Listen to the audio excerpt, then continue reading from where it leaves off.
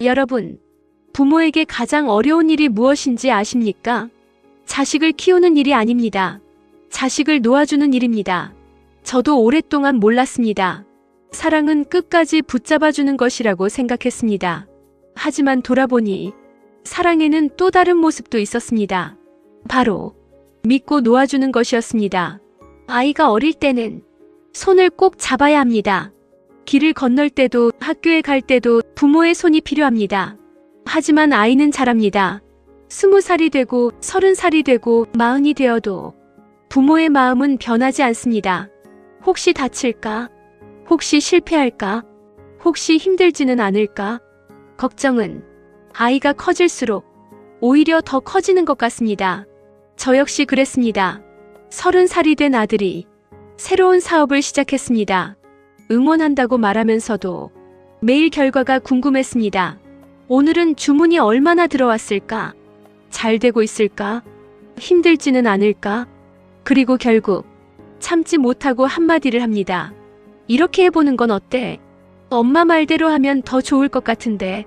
그 순간 저는 도와준다고 생각했습니다.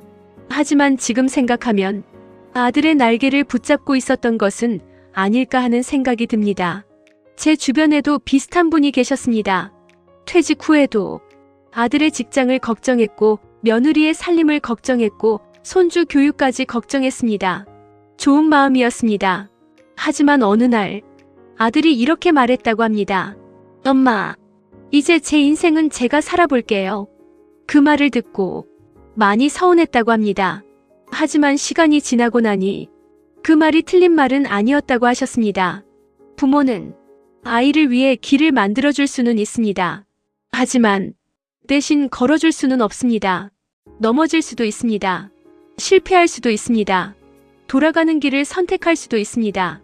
그래도 그 길은 아이의 인생입니다.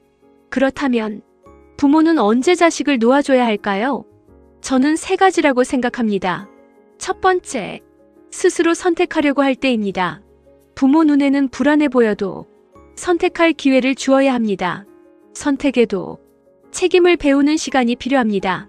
두 번째, 실패를 경험하려 할 때입니다. 우리는 실패를 막아주고 싶습니다. 하지만 돌아보면 우리도 실패를 통해 성장했습니다. 실패를 빼앗으면 성장의 기회도 함께 빼앗게 됩니다.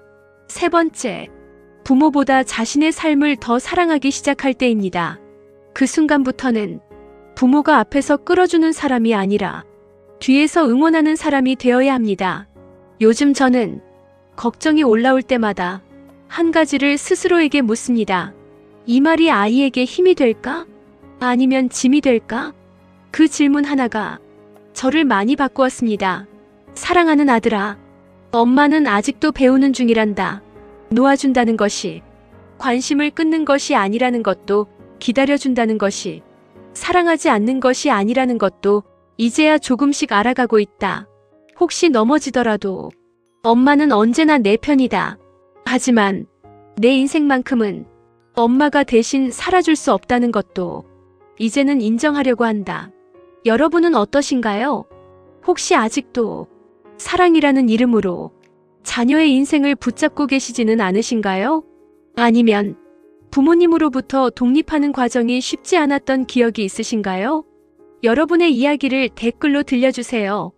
우리도 부모가 처음이었고 오늘도 부모로 살아가는 법을 배우고 있습니다.